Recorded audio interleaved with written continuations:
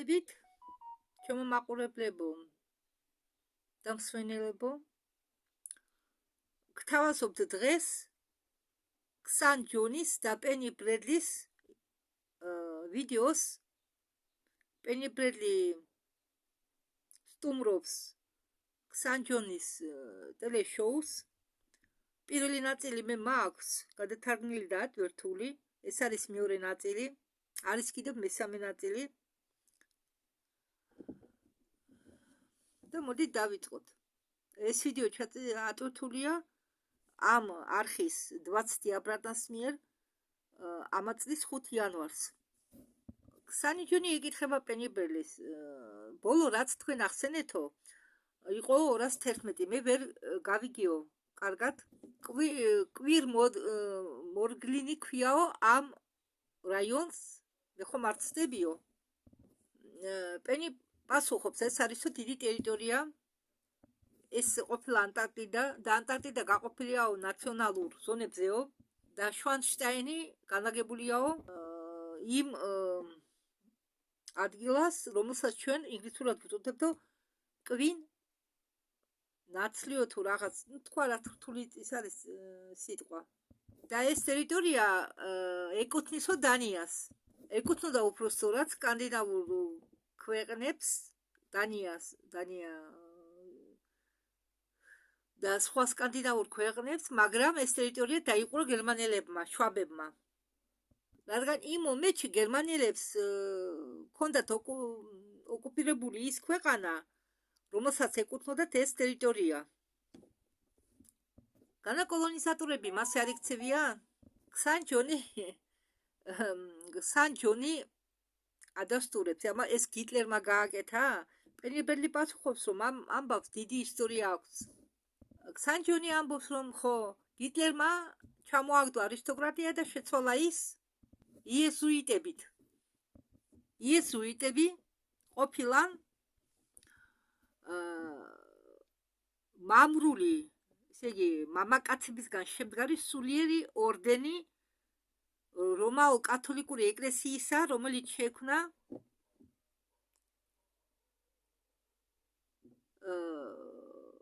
მამა პავლე მესამემ 1540 წელს და ფაქტურად ესენი არიან არაოფიციალური იეზუიტები, ანუ იგნატიანცები, არაოფიციალური დასახლება ორგანიზაციისა და პირველად ოფიციალურად სიტყვა იეზუიტი იყო გამოყენებული 32 გენერალურ კონგრესიაზე ორდენისა 1974 წელს. კარგით, მოდით ახლა გადავიდეთ ისევ თემაზე. ხო, გერმანულმა არისტოკრატიამ, ან პრუსულმა არისტოკრატიამ დაიმალა ანტარქტიდაში, საიდანაც ისინი გაემგზავრნენ მთვარეზე. ქსანი ჯონი ამბობს, მოდითო რომ გასაგები იქნესო, გერმანულმა არისტოკრატიამ ღია კოსმოსში, გერმანული არისტოკრატია არ გაფრინებულაო ღია კოსმოსში. ზუსტათო ამოწმეს პენი ბრედლი, ისინი ჯერ კიდევ ატარებდნენ გერმანულ ფორმას და გერმანულ ემბლემებსო. თანამედროვე ამერიკელებისთვისო ისინი გამოიყურებოდნენ როგორც ნაცისტები, მაგრამ სინამდვილეში მასე არ იყო. ხო, რამიდა ახლა მე გავარკვიო. ის სიმბოლიკა, რომელსაც ატარებდნენ ნაცისტები, ასეთი გადაჯვარებული სვასტიკა. ეს სვასტიკა არ არის მათი საკუთრება, ეს სიმბოლო. არა. საქმე იმაშია, რომ ირმის ნახტომში არის ორი galaktika. პატარა სვასტიკა და დიდი სვასტიკა. ეს არის კოსმოსური ნიშანი. ერთ-ერთი დიდი სვასტიკის სახელურის რაიონში განლაგებულია ჩვენი ტერიტორია, დედამიწა ჩვენი. ხო, ერთ-ერთ სახელურში. მაგრამ გერმანელებმა ეს სიმბოლო გამოიყენეს თავისი ახალი სახელმწიფოს დასაფიქსირებლად, რომ გამორჩეულებიყვნენ სხვებისაგან. და ამიტომ სვასტიკა გახდა, როდესაც ადამიანი ხატავს სვასტიკას, უცებ გახსენდება ფაშისტები და მათი ცოდვები, რომლებიც მათ ჩაიდინეს კაცობრიობის წინაშე, მაგრამ სინამდვილეში ამ სვასტიკას ხატავენ ინდუსებიც, რითაც ისინი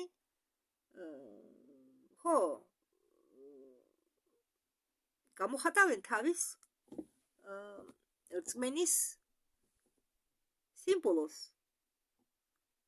დიახ, არის ასეთი სერიალი, ბევრ სერიალებში შორის მინახავს მე როგორ ხატავენ სვასტიკას. და როდესაც მე გადიოდა ერთი პერიოდი ტელესერიალი, ინდური ტელესერიალი დინასტია. ესეთი გავიხსენო გმირების სახელები სურაჯი და გოგოს სახელი დამავიწყდა. სანდია. ხო.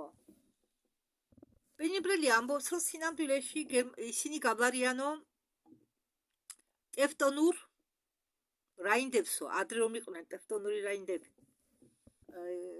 ისინიში იგულისხმა ის არისტოკრატია გერმანელებისა, რომლებიც გაიქცა ანტარქტიდაში. ხო და ქსანჯონი ეკითხება პენიბრელის. ეს ის ხალხი არისო, რომლებიც თაყვანსებენო შავ მზეს და სვამენო შავ ჟიჟას. პენიბრელი ამოწმებს, რომ მასეა საქმე. ქსანი ჯონი ეკითხება მას როგორ მოხდა გერმანელები მთვარეზე. შეგიძლიათ ჩვენ ვილაპარაკოთ ამასე დაწვრილებით? ეს ხომალდები არისო თევზის ფორმის, ისინი მუშაობენო ელექტროგრავიტაციაზე. ამბობს პენიბრელი. ხო, ისინი მუშაობენო ანტიგრავიტაციულ ძრავებზე. ისინი გაბარიანო შაუბერგელის ძრავებს. Огромное количество радиации. ისინი იყენებენო წითელ ვერცხლის წყალს, რომელიც გამოყოფსო რადიაციას დიდი რაოდენობით. და ამ ეკიპაჟის ყველა წევრი მოხვდაო რადიაციული მოწამვლისგანო. და იმ სხვა პლანეტაზეო მით უმეტეს ღვთისმლოცველებიო, რომლებიც არიანო გონიერი წერების რასა, შეეცოდათო ესენი და უთხრეს, თუ თქვენ ასე გინდა თქვენი სამყაროს დატოვება, ჩვენ დაგეხმარებითო. და ამ წერების რასა, ღვთისმლოცველების რასამ გერმანელებთან, იმ გამოყოფილი არისტოკრატებთან დადეს ხელშეკრულება, რომლის მიხედვით გადასცეს მათ ტექნოლოგიები დაფუძნებული შავ ჟიჟაზე. ამერიკელები არ იყენებენ ამ შავ ჟიჟას, გერმანელები კი იყენებენ. შავი ჟიჟით სავსე რეზერვუარში ამ შავ ჟიჟას მოაცილეს ცნობიერება. ხო, ეს შავი ჟიჟა არის გონიერი და ცნობიერების კონე, მაგრამ ამ შავ ჟიჟას ცნობიერება და გონება ეს მოაცილე. თორემ ისინი მართავდნენ იქნება ადამიანებს, ვინც მოიხმარს ამ შავ ჟიჟას. ხო და როდესაც ამას ყველაფერს მოაცილებო, შავი ჟიჟა უკვე არ არისო, ცოცხალი არსება. ის რჩებაო მხოლოდ ინსტრუმენტი. ამერიკელები ამ შავ ჟიჟას არენდობიან, რადგან თავიდან ის იყო ცოცხალი და ძალიან შაშიში. შავი ჟიჟა ძალიან საშიშია, სარიცხვოა. ქსან ჯონი თქვა, რომ ახლა გადავიდეთ შემდეგ შეკითხვაზე. ხანაბუს თაობაზე, ხანაბუს შიდა წყობაზე და იმაზე თუ როგორ მოხდნენ ისინი მთვარეზე. მე მესმოდაო, რომ ერთი ბიჭი ამ ბრიტანული, სამეფო ბრიტანული ჯარიდანო და მან მითხრაო, რომ სადღაც რომიღაც კუნძულზე იყო გამოქვაბული და ამ გამოქვაბულში უფრო მეტი სიცივე იყო ვიდრე გარეთო. და ამ გამოქვაბულში იყო მთელი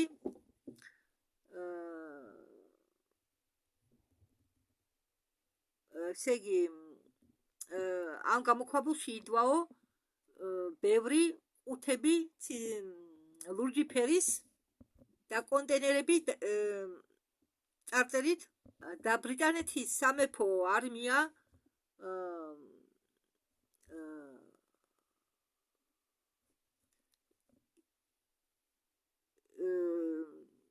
იარაღებით ესროდაო ამ გამოქვაბულს, ამ კუნძულს. სანამ არგენტინელები არ წავიდნენ, არგენტინელებიც ყოფილა ეს კუნძული და სანამ არგენტინელები არ წავიდნენ და შემდეგ ისინი შევიდნენ გამოქვაბულში და წამოიღეს ყველა ყუთები. გააგზავნეს ეს ყუთები ლონდონში და გაერთიანებულ სამეფოში.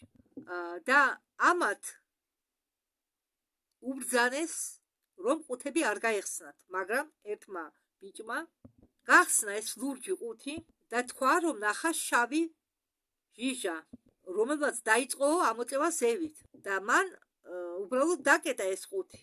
ეს სიმართლეა? და იმ ბიჭმა თქვაო, რომ მას ემუქრებოდნენ. პენიბრელი პასუხობს, რომ ეს ამოწმოსო იმ ამბავს თუ მე მათზე რა ვიციო. მაინდამაინც ეს ისტორია ჩემთვის ნაცნობი არ არისო, მაგრამ მე ვიციო, რომ ფონკლენდის კუნძულებზეო არისო შავი ჟიჟის საბადოებიო. და ამ კუნძულს კიდე მეორნერად უწოდებენ ტულას. ტულეს კუნძული. გონი ტულეს კუნძული ჩადებული უნდა იყოს კანონით, ბორეების წიგნის მიხედვით. და ამ საბადოების გამო მიდის ბრძოლები, რადგან ამ ჟიჟას აქვს უმაგრესი ტექნოლოგიური ესე იგი უნარები, ცოცხალი არსება რა, მაგრამ ეს ჟიჟა არის ძალიან გონიერი. ის აცნობიერებს თავის თავს და ამ შავ ჟიჟას აქვს თავისი მიზნები. და თუ თქვენ გინდათ მომავალში მაგის გამოყენება, თქვენ მოგიწევთ მაგის განადგურება. გერმანელებს ის არ გაუნადგურებიათ. წერებმა, ღვთისმლოცველებმა პირიქით ჟიჟისგან ამოიღენ ცნობიერება. იგი ტვინი ამოიღენ. გაცალეს ჟიჟა ტვინისაგან ჭყალებში. მაგრამ გერმანელებმაო არ ამოიღესო ცნობიერება. ჩვენ გვაიძულებდენო დაგველიაო ის სუფთა, ესე იგი სუფთად გაუწმენდავად შავი ჟიჟას პენიბრელი და ისინი ვინც სახურებდნენ ნავთ ვაფენში გერმანელებთან ოფიცრების რანგში მათ აიძულებდნენ დაელიათ ეს ჟიჟა გაუსუფთავებლად. თითქოს ცოცხალ არსებას სვამდი. მე იქ რომ სახურობდიო, მე ამ ჟიჟას სვამდიო, რადგან მე დაკისრებული მქონდაო დიდი პასუხისმგებლობა და მე ერთდროულად ყველაფრის ის უნდა მიმეხედაო. ამ შავმა ჟიჟამ მომცაო მე საშუალება გამეკეთებინაო ჩემი სამუშაო იმ დონეზეო, რა დონეზეც უნდა გამეკეთებინაო.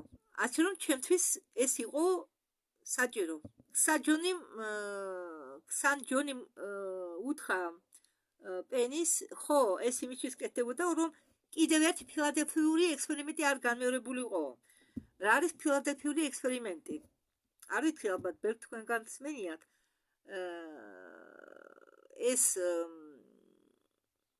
ზუსტად წელი არ მახსოვს, მაგრამ გონი მეორე მსოფლიო ომის პერიოდი იყო.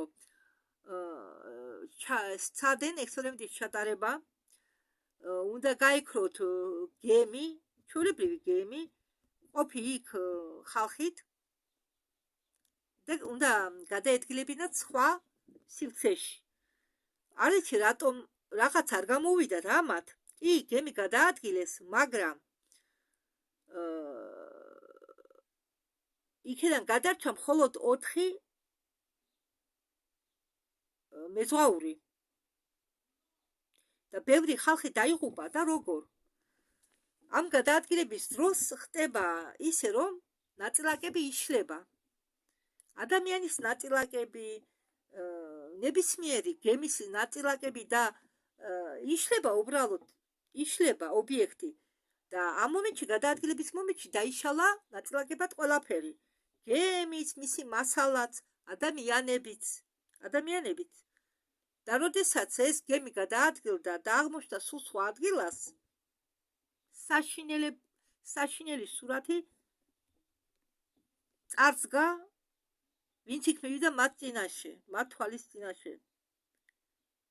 ხალხი იყვნენ ცოცხლად ჩაბეტონებული გემის კედლებში და ნებისმიერ კედელში, თუ რამე კედელი გააჩნდა გემს, სეგურელია დაიღუპა ეს ხალხი.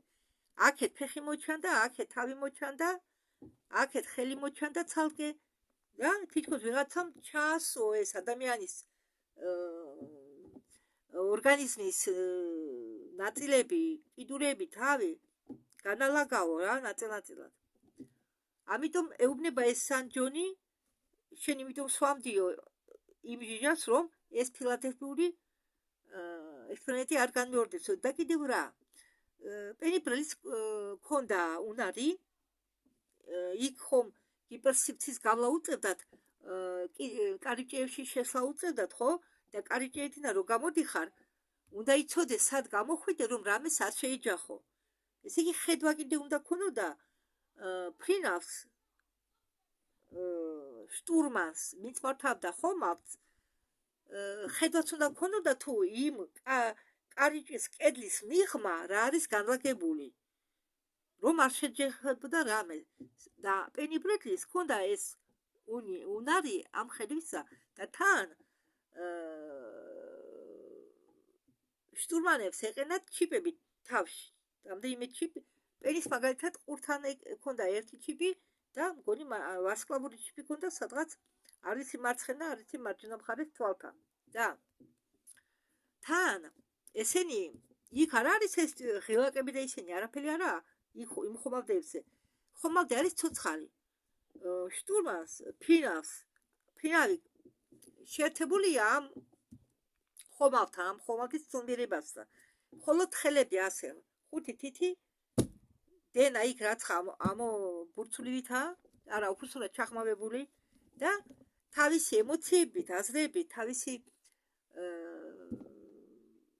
ესე იგი ნერვული სისტემით ის მართავს ხომალდს. ხომალდი და ის ერთიანია და ამ დროს ეს ჟიჟაც კიდე დამატებული აძლევდა საშუალებას პენის შეეხედა ამ კარიბჭის კედლის მიღმა თუ რა არის განლაგებული. ამიტომ ამბობს ის, რომ მე მეკისრაო, დაკისრებული მქონდაო ძალიან სერიოზული ვალდებულებებიო და მე იძულებული ვიყავიო ჟიჟა დამელიაო. ხო, და მე კიდევ შეგახსენებთ, მე მაქვს 12 ინტერვიუ პენიბრელის, რომელიც არის ასეთი პიროვნება, ალექს დამაიწყა გვარი. ხო, ამ პიროვნებამ გადათარგმნა, უბრალოდ ამ პიროვნება ინტერვიუ ჩამოართვა პენის და ეს ინტერვიუ იყო დაყოფილი 12 ნაწილად, იყო ამ პიროვნების მიერ, ვინც მიიღო ინტერვიუ გადათარგმნილი რუსულ ენაზე და ეს ინტერვიუ იყო დადებული არხ ასტრალიონიკაზე. ახლაც არის იქ ეს ინტერვიუ. მე ავდექი და ეს ინტერვიუ 12-ვე პენიბრელის ინტერვიუ გადათარგმნე და არხზე 20 აბრად და დენა რამდენიმე საგა პენიბრელიზე, მაგრამ მე მარტო 2 საგა გადათარგმნე და არხებ და დანარჩენი საგების გადათარგმნა, რატომ და იქ რობოტი თარგმნიდა და მათ ვინც რუსული არ იცის, გაუგებარი იქნებოდა გაუგებარია ამ არიულად ხო ვიცით რობოტი როგორ საუბრობს. რობოტისთან თარგმნი არც კინო ვარგა და არც არაფერი. და ამ 12 ინტერვიუში თვითონ ადამიანის თარგმნის ამას. და ამიტომ ითარგმნება ნელა, გასაგებად. ამიტომ მე რადგან იქ დეტალებში იყო ყველაფერი, მე ვერჩიე ეს 12 გადამეთარგმნა, ის საგები მე შემდეგ ნახე, მაგრამ არხს მაგის გადათარგმნა. ყველაფერი გასაგებად ახსნილი ამ 12 ინტერვიუში. და მე ეს 12-ვე ინტერვიუ მაქვს დადებული ჩემ არხზე საყვარელ შვილების აღზე და ოღონდ მეორე და მესამე ინტერვიუ შევაერთე. ამიტომ თქვენ ცალკე მესამე ინტერვიუს ვერ ნახავთ. პირველი, მეორე და მესამე ერთათა, შემდეგ მეოთხე, მეხუთე, მეექვსე, მეშვიდე, მერვე, მეცხრე, მეათე, მეთერთმეტე და მეთორმეტე. და ერთ-ერთ ამ ინტერვიუში პენი ბრედი ყვება ჟიჟაზე. და ახლა პენი ეუბნება ქსან ჯონს, რომ ზუსტად ჩემი სამუშაო იმაში შედგებოდაო, რომ ყველანი გავსულიყავითო ამ გიპერ სივრციდან გამოსულიყავითო ისე, რომ არ შევჯახებოდითო რამე კედელს. და იმის გარკვევა მიწევდაო, ხომ არ ჩარჩაო ვინმე კედელში. კი, როდესაც ერთ პიროვნებას მიღაცო ხომალდი, მაშინ ის შეასრულებსო თავის დავალებას ადვილად, მაგრამ როდესაც შენ ნავიგატორის როლს ასრულებოდა, შენ 20 ხომალდი ერთდროულად გაგყავსო რომელიღაც სივრცეში, მაშინ ძალიან დიდი პასუხისმგებლობა გეკისრებაო. და ამ დროს შავი ჟიჟა თქვენ გეხმარებათო, რომ რამე შეცდომა არ დაუშვათო. შავი ჟიჟა დალევისას აურმაგებს და ასამაგებს თქვენ IQ-ს. ხო, და ჟიჟის დალევის შემდეგო გაურმაგდებაოთ, გასამაგდებაოთ, თუ გაუთხმაგდებაოთ, თქვენი IQ ეს დამოკიდებულია თქვენ გენეტიკაზე. ის რუნავსო თქვენ ჯანმრთელობაზე. სანამ თქვენ სვამთო ამ ჟიჟას, თქვენ ხართო ჯანმრთელი. თქვენი ამ ჟიჟის მიღების შემდეგ თქვენი ექსტრასენსორული უნარები ძლიერდებაო, მაგრამ ამის გამო თქვენ გიწევთო, გადაიხადოთო თქვენი ემოციები. ანუ რას ამბობს პენი ბრედი? ამ ჟიჟის მიღების შემდეგ ადამიანს ეთიშება ყველა ემოციები. და ერთადერთი ემოცია, რომელიც რჩება, ეს არის სიბრაზე. და თქვენ ამ სიბრაზეს იყენებთ იმისთვის, რომ თქვენმა ექსტრასენსორულმა უნარებმა იმუშავოსო.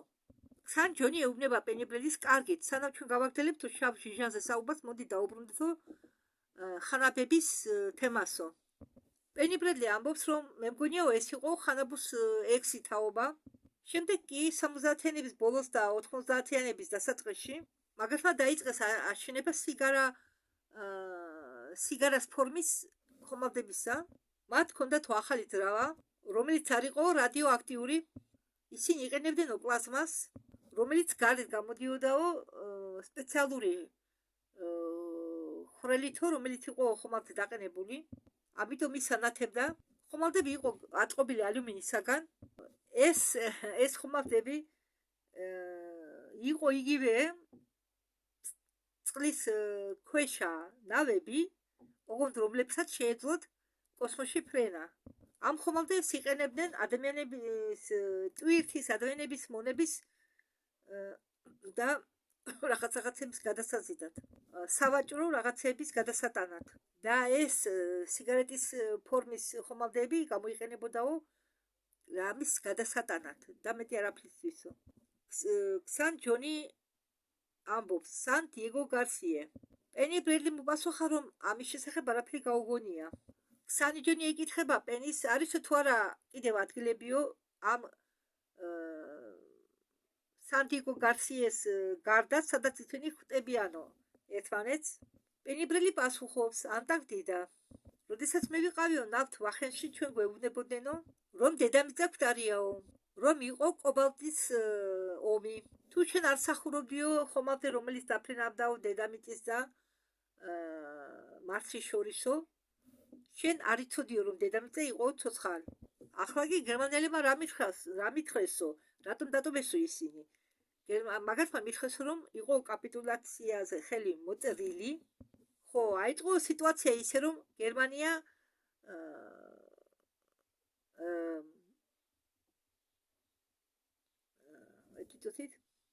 ემორჩილებოდაო ამერიკას და მის მეკავშირეებს. ხო, და კოსმოსში კი პირიქით, თუ დედამიწაზე გერმანელები ემორჩილებოდნენო, ამერიკასა მის მეკავშირეებს კოსმოსში ხდებოდა პირიქით. ამერიკელები და მისი მეკავშირეები ემორჩილებოდნენ იქაურ გერმანელებს, რადგან გერმანელები კოსმოსში ატარებდნენ ოპერაცია სახელწოდებით ხიჯაბი და გერმანელებმა თავისი მოკავშირეები დატოვეს ილუზიის ზემოქმედების ქვეშ, რომ თითქოს მაგათმა მოიგეს ომი. იმ პირობით, რომ ყველა მნიშვნელოვანი ადამიანები, კორპორაციების აგენტოები, სამთავრობო ჯგუფები, მათ შეყოლა ამ ჩამოთვლილი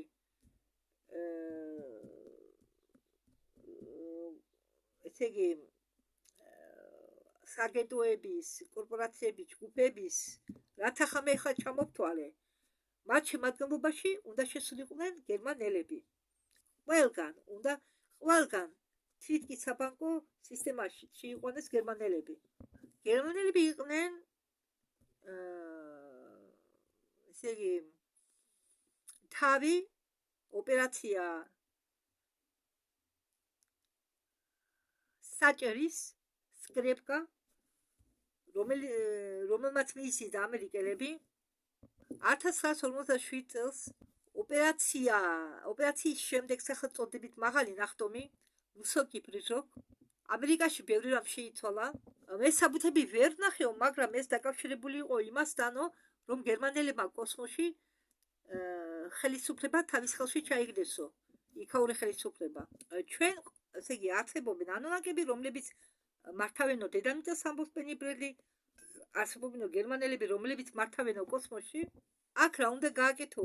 სან ჯონი ეკითხება პენიბრელის ობერ გუნდი ვის შექმნაო? ობერ გუნდი არისო გერმანელების გუნდი, რომლებიც თავის თავს უწოდებენო ნაფტვაფენ, რაც ნიშნავს კოსმოსურ ფლოტებს. და ეს არიან თავები გაერთიანებული ძალებისა. ეს არის პენტაგონის ვერსია გერმანელებისთვის კოსმოსში. და ისინი ერევიან საქმეში მხოლოდ მაშინ, როდესაც ამერიკელები დგამენ არასდროს ნაბიჯს. მაგრამ 1990-იან წლებში ამერიკელები მართლაც სულელურად მოიქცნენ, მაგათმა დაიწყეს თანამშრომლობა მაღალ თეთრკანიან ანუნაკებთან. მარსიდან და მაღალი თეთრკანიანებმა დაეხმარნენ ამერიკელებს, შეექმნათ თავიანთი ამერიკული საიდუმლო პროგრამები, ამერიკული საიდუმლო კოსმოსური პროგრამები და გადაეტანათ მსოფლიო ომი კოსმოსში, რადგან ეს მაღალი ანუნაკები არ იყვნენ ყვაყოფილები ობერ გუნდით, ესე იგი გერმანელებით კოსმოსში არ იყვნენ ყვაყოფილები. სან ჯონი თხოვს პენიბრელის მოყვეს თუ არის შესაძლებლობა ამ მაღალ თეთრკანიან ანუნაკებზე. და რატომ ეკითხება, რატომ უწოდებთო მათ მაღალ თეთრკანიან ანუნაკებსო? რატომ მოყავთო ასეთი ანალოგია? პენიბრელი ამბობს, ანუნაკები ეს არის უცხოპლანეტარული რასა. ხომ ისინი არიან ერთ-ერთი წარმომადგენლები უცხოპლანეტარული რასისა, რომელსაც ჩვენ ვუწოდებთ ღმერთებს. აი საიდან მოიდა ღმერთების თაყვანისმცემლობა. ხო, კიდევ ვიმეორებ, რომ ის იეჰოვა იახვე ასეთი რაღაცები, ესენი არიან ანუნაკები. ესენიც არიან ანუნაკების წარმომადგენლები და მათ სცემდნენ ადამიანის თაყვანს, მათ ვინმე სხვას. ზოგს არ უნდოდა რომ ეცათ თაყვანი პრიმიტიულ ხალხს ჩვენისადაც, მაგრამ რომ გაიკონტროლებიათ ეს ხალხი, მაგენი დათანხმდნენ ყოფილიყვნენ მათთვის ღმერთები. და ეს წინასამეტყველებები ვითომ შეიქმნა, ვითომ ბიბლიაში წერია, იქ წერია, არა. და რომელიც შემდეგ სრულდება, ეს თვითონ ეს ღმერთები აკეთებენ ამას. მათ აქვთ ტექნოლოგიები იმ დონეზე განვითარებული, რომ თქვენ დაგარწმუნებენ იმაში, რომ ხდება რაღაც სასწაულმოქმედი პროცესი. და ახლა ყვება პენიბრელი მაგაზე. ხო და მათ შორის არის სამეფო კლასი და არის მუშათა კლასი. სამეფო კლასი მოიხმართ ორმის და სისხლიან პროდუქტებს იმისათვის, რომ იცხოვრონ ხანგრძლივად. მუშათა კლასი არა. მათ აქვს ცხოვრების ბუნებრივი პროცესი, სადღაც მიახლოებით 400 წლამდე. და ეს ყველაფერი რაც გააჩნიათ მაღალ თეთრებს. ისინი არიან ჩვენი სიმაღლის მიახლოებით სანამ არ გაძლევენ 300-400 წლამდე. შემდეგ უცებ ხდებიან ძალიან მაღლები და ამიტომ მათ უწოდებენ მაღალთეთრებს. მათ აქვენ პრობლემები დისპლაზია,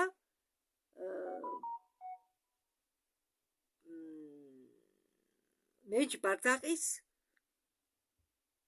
სახსრებისა, ამიტომ ისინი დადიან სასაცილოდ, მათ აქვთ ექსტრასენსორული უნარები, მათ შეუძლიათ ბევრი რაღაცის გაკეთება, მათ შეუძლიათ აწვიონ საქმეები და გადაადგილონ ესე იგი აზრების ძალით, რასაც გაიფიქრებენ, შეიძლება ყველა საქმეები გადაადგილონ, ადგილები შეუცვალონ.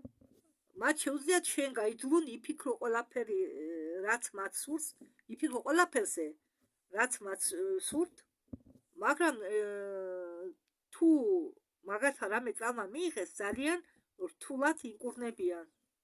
ამიტომ მათ ეშინიათ, რომ ჩვენ მათ რამეს დაუშავებთ და მათი ჭრილობების შეხორცებას კი უნდა თვეები. შემდეგ ისინი ეშინიათ, რომ მათში ინფექციების შევა ამ შეხორცების პერიოდის მომენტში და რადგან დედამიწაზე ხომ არის ბაქტერიები, ვირუსები. მათ ძალიან ეშინიათ, როდესაც ჩვენ მათ ვეხებით, მაგასმა იციან, რომ ჩვენ საიდუმლო კოსმოსურ პროგრამებში მონაწილეობენ გატაცებული ბავშვები და მათ ძალიან ეშინიათ, რომ ჩვენ ვიქნებით ჩვენ და მათ ბავშვებს შორის. მათი რეპროდუქციული ფუნქცია უფრო რთულია ვიდრე სხვა მოსახლეობას, მით უმეტეს, როდესაც მათ ჰქონდათ ამდენი ატომური ომები მათ მშობლიურ პლანეტაზე, მათთან ძალიან დაბალია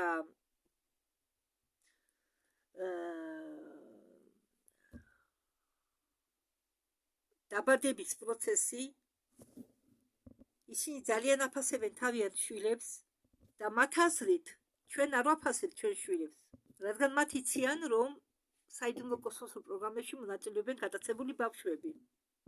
ქსანჯონი ეკითხება პენის, თქვენ ახლა ახსენეთო სიხსნიანი პროდუქტების სამეფო ოჯახისთვისო, რომლებიც მათ უხანძლებებენო სიცოცხლეს.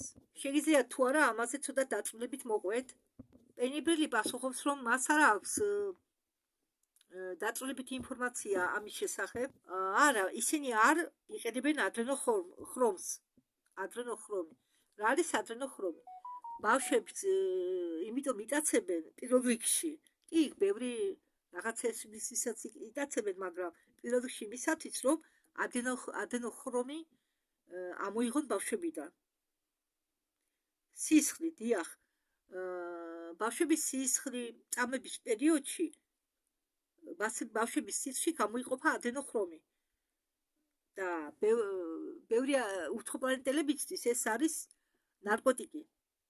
მე ვახსენე რომელიღაც ვიდეოში, რომ არსებობდა ასეთი დრაკონიელი რეპტილოიდი ბაფომედი, რომელიც სანამ დაიწყებოდა ეს დემოკრატიული პროცესები, თითქოს რომ ბავშვებზე ძალადობა არ შეიძლება, რომ ბავშვები არ უნდა ცემონ მშობლებმა, არც უნდა დაუყვირონ. ზოგ ქვეყნებში ამის გამო სჯიან, თუ ბავშვებს ხომალდ დაელაპარაკებიან მშობლები.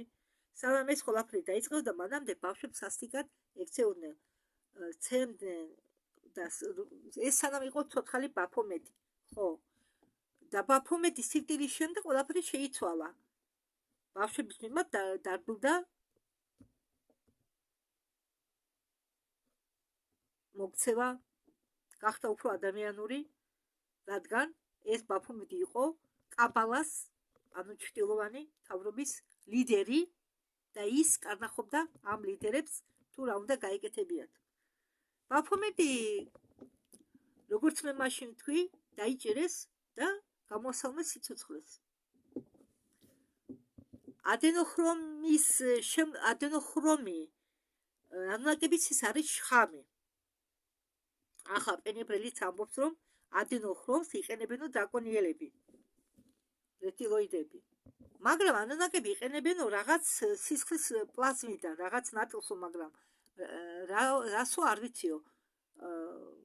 აგერ მე გეტყვი თქვენ, პლაზმა შედგება, სისხლი შედგება, ადამიანის სისხლი შედგება პლაზმისაგან, ეს ყვითელი სითხე რომ ამოდის ზევით, ყვითელი სითხე, რომ გამოდის ჭრელობები შეხორცების შემდეგ პერიოდში. ერითროციტები, ტრომბოციტები, ლეკოციტები, იქ არის ფაგოციტები, ბევრი სხვა დაწვრილმანები და რაღაცას იყენებენ, რო თქვა პენი, მე მგონია ისინი იყენებენ ალბუციდებს. ამ პლაზმაში რჩება ალბუციდები და ალბათ პლაზმას იყენებენ, მე ასე ვფიქრობ. ხო, ამას იყენებენ იმისთვის, რომ თავისი სიცოცხლე გაიხანძლებონო. რას როგორც იქცევიანო მდიდარი ხალხი, როდესაც თავიანთ შვილებს უსხამენო სისხლს. კარგიო, უთხრა ქსანჯონი, მოდიეთ ახლა ვილაპარაკოთ სიხშირეებზე. ხო, ეს მოგზაურობა ამ სიხშირეების მიხედვითო შეიძლება მოგზაურობა წარსულში. როგორც თქვენ თქვითო წინათ, როგორც მოხდაო რაპტორების აი მაგალითი, როდესაც გერმანელი ბავშვები მოკლესო ბევრი. ხო, მე ამის შესახებ კიდე გიყვებოდი თქვენ. და პენი ბრედის აქვს ამაზე ნათქვამი იმ ერთ-ერთ ინტერვიუში. და ახლა ის მაგალითი ის გაახსენა ქსან ჯონიმ პენის. თქვენ ხო ყვებოდითო, რომ რაპტორებმა დაბრუნდნენო წარსულში და ბევრი გერმანელი ბავშვები დაიღუპაო, ამოშხილიდესო. პენი ბრელი პასუხობს, ეს არისო დროში მოგზაურობა. და ეს დაფუძნებულია იმაზე, თუ თქვენ გაქვთო კოორდინატები, თქვენ შეგიძლიათ თუ გაემგზავროთ ნებისმიერ ადგილას ისტორიიდან გამომდინარე. მაგრამ თუ თქვენ მოგზაურობთო წარსულში კვანტური მეხანიკის გამო და როგორც მაყურებელი, თქვენ ნახავთ იმას, რისი ნახვა ველოდებოდით და არა იმას, რაც ხდება სინამდვილეში. ეს იყო ნამდვილი პრობლემა მონტოქში, რადგან თქვენ პოულობდით იმას, რისი პოვნა გინდოდათ. ელოდებოდით, რის პოვნას ელოდებოდით. და თქვენ ვერ ნახავთ იმას, რაც მოხდა სინამდვილეში. იმის გამო, რომ მაყურებლის ცნობიერება მოქმედებს ამაზე. აი ამიტომ სტიუარტ სვერლოვი ლაპარაკობდა, რომ ის გაამგზავრეს უკან, რომ აეღოთ იესოს სისხლი ჯვრიდან. თქვენ იცითო, რომ არ არის არანაირი მტკიცებულება იმისა, რომ იესო იყო ჯვარზე აცმული, მაგრამ როდესაც სტიუარტ სვერლოვი დაბრუნდაო, ის მან ნახა, რადგან ელოდებოდა რომ ნახავდა. ეს სტანდარტული სიტუაცია მონტოკისიზა ქრონოვიზორი არის დანადგარი, რომლის დახმარებით თქვენ შეგიძლიათ თვალე ადევნოთ წარსულს. როგორც ტელევიზორი. ისეთი მოწყობილობა. თუ თქვენ მიდიხართ, მიეგზავნებით წარსულში, თქვენ იპოვით იმას, რისი ნახვა ელოდებით. თუ თქვენ მიეგზავნებით მომავალში და გააქვთ განსაზღვრული გეგმა, თქვენ ნახავთ მაგას. და რადგან პარალელურ ხაზებში ხდება, მოსალოდნელია რომ მოხდეს ყველაფერი, თქვენ შეგიძლიათ აღმოჩნდეთ სულ სხვა ადგილას. ქსან ჯონი ეუბნება პენი ბრელის, სადაც ჩვენ ჩახმავდებით ამ საკითხში. მე მინდა რაღაც გავარკვიო. მე მინდა შეგეკითხოთ ინდიან ჯონსზე. ეს რბილი გახსნა? წმინდა გრალი, ბროლის თავის ქალები. პენი ბრელი ყვება, რომ თუ რაც არსებობს სამეცნიერო ფანტასტიკაში, ეს ყველაფერი არის რბილი გახსნა. ქსან ჯონი ეკითხება, მას ვინ არიან ის რეჟისორები, ვინც ამ კინოებს იღებენ? ისინი მათ საიდან მოაქვთ ეს სიუჟეტები? და ვინ თავს მათ ნებას ასეთი ფილმები გადაიღონ? პენი ბრელი პასუხობს, ისინი ვინც ილარიან პენტაგონში, ვიღაც პენტაგონიდან. ქსან ჯონი ეკითხება პენი ბრელს, შეიძლება ახლა ეს შეკითხვა ცოტა სულელური შეკითხვა აღმოჩნდესო, მაგრამ რამდენი პლანეტა არისო მზის სისტემაში? პენი ბრელი პასუხობს, რომ ეს იმასიაო დამოკიდებული, თუ თქვენ რა მიგაჩნიათო პლანეტად. პლანეტის, ესე იგი, ხო, ხო, რას მოიცადეთ ეტოთ, ესე იგი თქვენ პლანეტის ქვეშ რას გულისხმობთ? ზუსტად. თუ ჩვენ ლაპარაკობთო პლანეტა ესა მასაზე, რომელიც არის მთვარეზე უფრო დიდიო, არის თუ არა პლუტონის უკან რამე, ან მერკურიაზე უფრო ახლოს მზისკენ. არის თუ არა რამე მათ შორის, ჩვენ უბრალოდ გვაინტერესებს. თუ არ გვაქვს უფლება ის ვიცოდეთო. მერკური, პენიბრელი პასუხობს, რომ მერკურიაზე მეტი პლანეტა არ არისო სიდიდით. როდესაც ახდებთო კოპერის სარტყელს, მზის სისტემის ფარფლებს იქ მიღმა არის 200 ღრუბელი და ისიც სფერისებული ფორმისა და ის შედგება ქვებისგან და ყინულებისგან და ზოგი ქვები ზომით არის პლანეტის ზომისა. იცი, პლუტონს თვალები უფრო დიდი აქვს. მე მგონი ეს არის დაისონის სფერო, დაისონის სფერო, რომელიც დაეცა. დაისონის სფერო ეს არის ხელოვნური ნაგებობა, რომელიც იყო განკუთვნილი მზის სისტემის დასაცავად. უბრალოდ ვარსკვლავური სისტემის დასაცავად. მაგრამ ჩვენთვის ეს არავის უთქვამს. სანჯონი ამბობს, ეს ინფორმაცია დაისონის სფეროზე, ამ ინფორმაციამ დაისონის სფეროზე გაჟონა, ხო? პენიბრელი ამბობს, რომ ამ სფერო ეს დაისონის სფერო არის მილიარდი წლების. სანჯონი ეუბნება პენის, მოდი ახლა ვილაპარაკოთ კუნძულზე სახელწოდების სანჯენზე და შენ რა იცი ამის შესახებ? პენიბრელი პასუხობს, რომ ვიცი, რომ ეს კუნძული ეკუთვნისო ეპშტეინებს. მე ვიცი, რომ ის იქ არისო განლაგებული მოლოქის ტაძარი, მოლოქი, ხომ გაქვთ გაგონილი მოლოქის ტაძარი. მე ვიცი, რომ მოლოქს ჭირდება სისხლოვანი შესაწირები და მოლოქი ნახსენებია ბიბლიაში. აბა მორწმუნეებო, ქრისტიანებო, წაგიკითხავთ ბიბლია ერთხელ მაინც. ვისაც წაგიკითხავთ ერთხელ მაინც ბიბლია, იქ ნახავთ, რომ არის მიზუზად არ მახსოვს სად, მაგრამ ეს მოლოქი ნახსენებია ბიბლიაში, როგორც სისხლის მოყვარული ღმერთი, რომელსაც სწირავდნენ ადამიანებს და ბავშვებს. თუ არ ცდები, მე ბიბლია წავიკითხე 7 ჯერ.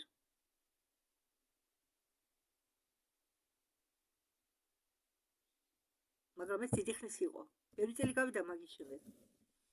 მე ვიციო, ამბობს პენიბრელი, რომ ელიტის უდიდესი ნაწილი თაყვანს ცემსო მოლოქს და არა ჩვენ ნაციონალურ რელიგიებს. პენიბრელი ამბობს, რომ მე არ მინდაო ამ თემაზე საუბარი, რადგან ამის გამო დაიღუპაო ხალხი. ხო, ბოლო ჯერზე, როდესაც მე ამ თემას ვილაპარაკეო, დაიღუპაო ადამიანები. 5 ადამიანი დაიღუპაო. სანჯონი ეკითხება, მე მინდა გავიგო ეფირის შესახებ, რა სიტყვიო შენ? რატომ არ გვაძლევნოთ ჩვენ საშუალებას შევისწავლოთო ეფირი? ნიკოლა ტესლამ გამოიყენა ეს ეფირი. ეფირი არის ნივთიერება, რომლისგანაც შედგება სივრცე. მისი სტრუქტურა არის აირები, პროტონი და ელექტრონი. პლაზმა, ელექტროდენი, არსებები, რომლებაც მიაღწიეს ევოლუციას იმ დონემდე, რომ ამ ყველაფრით იკვებებიან, რაც შედის ეფირში. სანჯონი ეკითხება, რა არსებებმა გაიარეს ევოლუცია იმისთვის, რომ ამ ყველაფრით იკვებოს. ისინი უფრო გაბლარიან გიგანტურ მედუზებს, ზოგი მათგანი გაბლარიან ამიობას, ზოგი მათგანი გავს ანგელოზებს და ისინი, რომლებიც გაბლარიან ანგელოზებს, შეუძლიათ ტელეპათიურად ჩვენთან ლაპარაკი. ისინი ძალიან უცნაურები არიან, მათ უნდათ რომ შენ დატოვო ხომალდი და გახვიდე ხომალდის მიღმა, სადაც ისინი შეძლებენ შენ შეჭვას. სანჯონი ეკითხება პენის, როგორ შეუძლიათ მათ ჩვენი შეჭმა. მათ აქვენ პირი, ისინი გაგჭყლიტავენ თუ ამოგწოვენ შენგან სიცოცხლეს, ისინი ამოწოვენ შენგან სიცოცხლეს. არა, ისინი არ არიან ასევე ფიზიკური სხეულით. ისინი უფრო გავლადიან სინათლის გროვას. ისინი უბრალოდ შენ როგორ გითხრათ სათიანოდ შეგიწოვენ შიგ იმ სინათლის გროვის შუაში შეგიწოვენ და გაგადნობენ პირდაპირ გაგებით. სანჯონი ეკითხება, ეს ის არსებები არიან, რომლებიც ხომალდს ეჭირავებოდნენ, როდესაც შენ ჰიპერ სივრცეში გადიოდი და შენ გიწევდა მათი ჩამობეწყვა. პენიბრელი პასუხობს, რომ ხო, ისინი იქ ძალიან ბევრი არიან. სანჯონი ეუბნება პენის, შენ ამბობდიო, რომ ისინი გავარიანო დიდ კატერს, რომლებიც მიცურავენო ხომალდის კუჩი. რაც უფრო ჩქარა შენ მიფრენავ, უფრო ჩქარები ხდებიან ისინიც. ამიტომ მხოლოდ დიდებს შეუძლიათ, მოდიდო არსებებს შეუძლიათ შენ გამოგეკიდო. პენიბრელი პასუხობს, ეს იმასიაო დამოკიდებული თუ რომელ კოსმოსის რომელ ნაწილში შენ იმყოფებიო. ისინი არიან ყველგან, მაგრამ ზოგ ადგილებში მათი კონცენტრაცია სხვადასხვაა. ისინი არიან ცოცხალი არსებები, ისინი არ არიან მიჯაჭვული ერთ ადგილს. მაგრამ მაგათ მე მგონი აქვს თავთავისი ტერიტორიები. სანჯონი ეკითხება პენის, ერჩვენია დღესო ჩვენ რომ გავაშროთო დედამიწის ყველა ოკეანებიო და რომ ისინი გამოვიკვლიოთო, რას ნახავდითო ჩვენ იქ?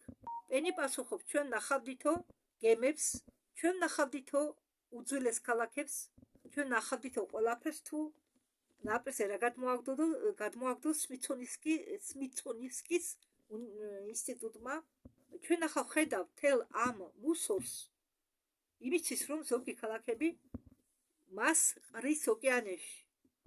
იქ არის მთელი კუნძულები მოცურავე პლასტიკისგან. სანჯონი ეკითხება პენიბრელს, თქვენ თქვით რომ მიცონოვსკის ინსტიტუტში არისო საცავეები, რას იცავენო, რას ინახავენო ისინი იქ და ის უძველესი ქალაქები რას წარმოადგენენო. პენი პასუხობს, მე არ ვიციო მათ როგორ უწოდებნენო თანამედროვე ადამიანები, მაგრამ ლეგენდებში ეს იყო ლემურია და ატლანტიდა და ეს უბრალოდ ქალაქები არ იყო. ეს იყო დასახელება იმ ოკეანების იმ ნაწილისა, სადაც ეს ცივილიზაციები იმაზე მეტი ძველია, ვიდრე ჩვენ გვეყობოდნენ. და ყოველთვის, როდესაც ხდება რამე კატაკლიზმები ან ყინულოვანი პერიოდები დგება, ის აღდგება და ჩვენ ვაღწევთ განსასრულ მომენტს და დედამიწის ორბიტაზე არის ადგილი, საიდანაც მოფრინავენო მეტეორიტები სისტემა ტორუსიდან. ის მემართულება, საიდანაც ისინი მოფრინავენ, ეს მეტეორიტები მოფრინავენო, ყველაფერს ანადგურებენო და შემდეგ კაცობრიობას უწევს აღდგენა. არის სპეციალური ციკლური პერიოდი, როდესაც ამერიკის დასავლური სანაპირო იზირებაო წყნარი ოკეანის ქვეშ და ჩვენ დიდი ხნის წინ უნდა გამოგვეცადაო ეს. უნდა მოხდარიყო ეს ყველაფერი დიდი ხნის წინ. და არიან უცხოპლანეტელები, რომლებიც მოდიანო და როდესაც ჩვენ ხვდებითო ძალიან დიდებიო, იგინი სპეციალურად გვაბრუნებენო ჩვენ ქვის საუკუნეში და ადამიანებმა უნდა იცოდნენ ამის შესახებ. ისინი ელოდებიანო, სანამ ჩვენ გაგზრდებითო, რომ გახვდეთო კარგი galaktikuri აცხოვრებელიო და სანამ ჩვენ არ მევახცეთ ამას ყველაფერს, ისინი არ მოთმენ ჩვენ საშუალებას გავიდეთ კოსმოსში. ქსანჩონი ეკითხება, რა ეს უცხოპლანეტელები რას წარმოადგენენ და როგორ გზავნიან ისინი ჩვენ უკან ქვის საუკუნეში. galaktikis ცენტრში რა უცხოპლანეტელები უნდა იყონ. ქსანჩონი ამბობს, ესე იგი ისინი არიან ყველაზე უძველესები და ბძნები და ისინი იგონებენ ისეთ რაღაცას, როგორც მაგალითად შენ იძლეოდი ჩვენებებს იუპიტერის ზემოქმედების ქვეშ. პენი პასუხობს, რომ კი. ქსანჩონი ამბობს, გასაგებიაო, ესე იგი ისინი არიანო galaktikuri დაცვა ან რაღაც ამდაგვარი. ჩვენ მათ ვიცნობთ, ამბობს პენიბრელი, მაგრამ მათ მითხრეს, რომ ისინი არიან galaktikuri ხელისუფლება და სამხედრო პოლიციას უწოდებენ დაცვას და როდესაც ჩვენ მივატოვებთ სხვების დამონებას, განადგურებას და მივატოვებთ სამყაროების ოკუპირებას და თუ ისინი არ მიატოვებენ უსიამოვნების მოტანას სხვებისთვის, ისინი მოვლიან და მოაწყობენ იმას, რასაც უწოდებენ მზის ამოფრქვევას. მზის ამოფრქვევა იმ პლანეტის ხარეს ამოწმავს, სადაც უბრალოდ რომელიც მიმართულია მზისკენ. საერთოდ ცეცხლი ვრცელდება მთელ პლანეტას. ადამიანები ამბობენ დამდეგ მზის ამოფრქვევაზე. ადამიანებმა იციან, რომ ჩვენ გვექნება პრობლემები იმის გამო, რომ მოგზაურობთ დროში. გერმანელები უკვე 400 წელიაო მოგზაურობენ დროში და დაცვას ეს მობეზრდაო, galaktikურ დაცვას ეს მობეზრდაო. და მაგათმა დაიწყო გერმანელების უკან დაბრუნება, უკან მზის სისტემაში. მზის სისტემის ფარგლებში. როდესაც თქვენ ხედავთ ფოტოებზე, სადაც მზისგან, მზის შუაგულიდან მოფრინდებიან ხომალდეები, ეს არის გერმანული ხომალდეები, ისინი აბრუნებენ დევნილებს მზის სისტემაში, მაგრამ მათ დედამიწაზე კი არ ასახლებენ, არამედ ღრუბელი ორტას ტერიტორიაზე. ქსანჯონი ეკითხება, რა არის ღრუბელ ორტაში ისეთი, რომ იქ შეუძლიათ დასახლდნენ დევნილები. ბევრი ამ ქვის პლანეტოებიდან შიგნიდან არიან ასე ვთქვათ ცარიელი ხელოვნურად, ესე იგი ხელოვნურად შიგნით გააკეთენ ფუღუროები და მოაწყო ყველაფერი, რომ იქ შეიძლებოდეს ცხოვრება. იქ იქნება ბევრი ხალხი. და galaktikurმა დაცვამ მითხრა, მე როდესაც ვაძლევდი მათ ჩვენებას, რომ მაგათ ისინი იწყებენ იმათგან, ვინც იმყოფება ყველაზე შორს და იწყებენ დაბრუნებას მათი აქეთ მზის სისტემაში. და როდესაც ჩვენ ყველანი აღმოჩნდებით ორტას ღრუბელში, ის იქნება ჩაკეტილი, სანამ ჩვენ არ ვისწავლით ერთად ცხოვრებას მშვიდობაში, სიმშვიდეში. მზის სისტემაში არავის უშვებენ და არავის უშვებენ მზის სისტემაში და არავის უშვებენ მზის სისტემიდან. ქსანჯონი ეკითხება პენიბრელს, თუ შეგიძლია თუ რამე მოყვეთო ზონა 51-ზე დულსეში. პენიბრელი პასუხობს, რომ სინამდვილეში დულსეში არის ბაზა მუქი ფერის უცხოპლანეტელებისთვის და მაგათმა მიიღეს ცდომა ამერიკელებთან, ესე იგი გატაცებაზე მიიღეს ნებართვა და სამაგიეროდ სამედიცინო რაცხა მასალები და ტექნოლოგიები გადასცენ ამერიკელებს.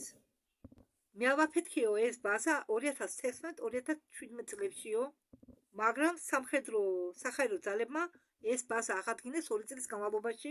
ეს ბაზა არის ნებადართული სამხედროელების მიერ და ამ ბაზაზე ხდება საშინელებები, იმ საშინელებებიდან თუ მე რაც მას ნანახი. ქსანჯონი ამბობს, რომ სმენია კოშმარების დარბაზზე და ამბობენ, რომ ისინი ესე იგი უერთებდნენ ადამიანებს, ოსმინოგებს, ადამიანებს, დელფინებს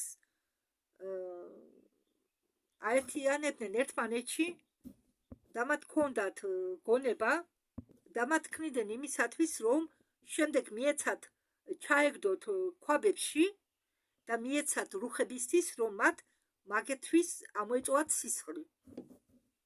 პენიბრელი ამბობს, მე არ შემიძლია შორიდან იქ ჩახედვა, მე ვარ უფრო ბიოლოგატორი და მე არ მესიამოვნებოდა იქ ჩახედვა. ეს საშინელებაა. ეს არ არის ის ადგილი, სადაც მოისურვებდი შეხედვას.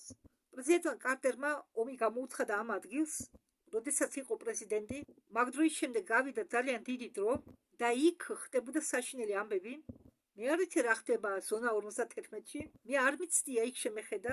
მე ვიცი რომ იქ არის მიწისქვეშა ტუნელები და იქიდან გადის გზები იმ ყინულოვან პერიოდამდე, სხვადასხვა ყინულოვან პერიოდებზე 40 წლის განმავლობაში.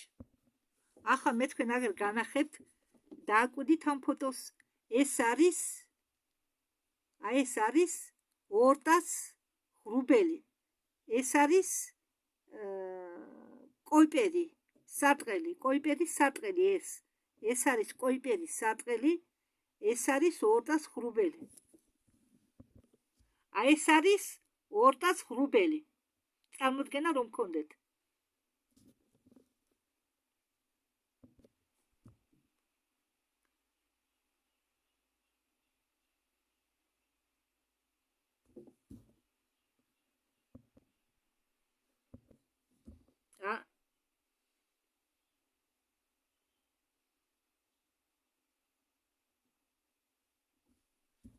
ესე იგი, ჩვენ ამოვკეტავენ ამ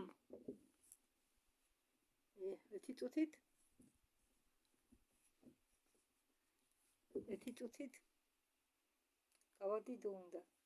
ჩვენ ამოვკეტავენ აი ამ ორბიტაში შიგ, სანამ არ ვისწავლით ჭკუას, კაცობრიობას.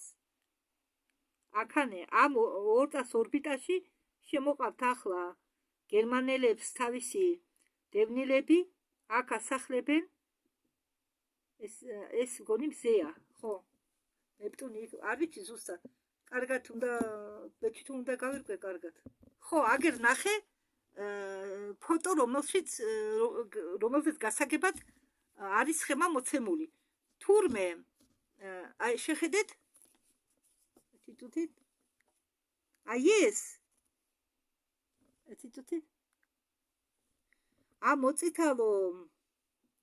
აგერ მოწითალო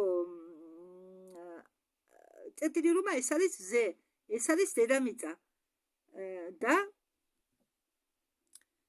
ეს არის მზის გარშემო მოცემული პლანეტების ორბიტები, აი აქ. და აი ეს ყოფილა ორტას ღრუბელი და ჩვენ ყოფილვართ მზის სისტემა, აი ეს ჩვენი მზის სისტემა არის ჩაკეტილი ამ ორბიტის შიგ, ამ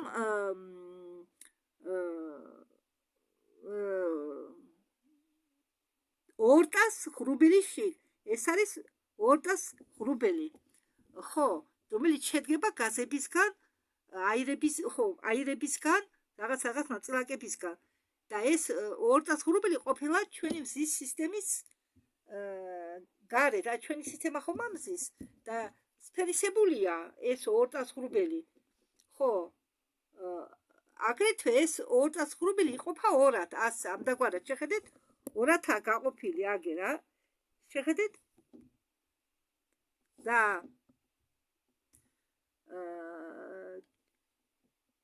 იყოფა, ეს არის ორტას შიდა ხაზი, ეს არის ორტას გარეთა ნაწილი, ეს არის ორტას შიდა ნაწილი. ჩვენ ზედ ვასივართ ამ შიდა ნაწილის პერეგარო დგას. ახლა წარმოდგენა გექნებათ თუ რა არის ორტას ღრუბელი.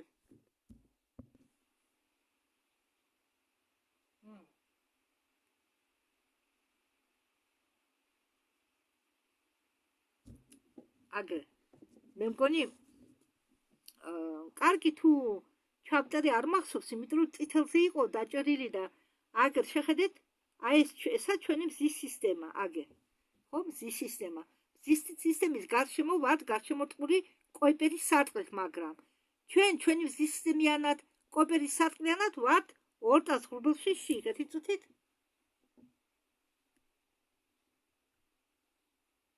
ხო, ერთი წუთით, აგერა. ჩვენ მზის სისტემიანად და ამ კოიპერის სარტყლიანად, ესა კოიპერის სარტყელი, ესა მზის სისტემა და ეს არის ღრუბელი ორტასი.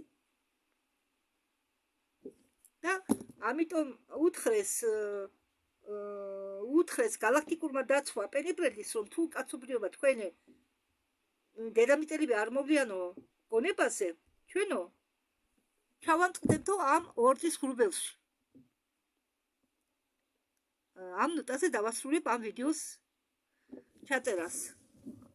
გისურვებთ წარმატებებს.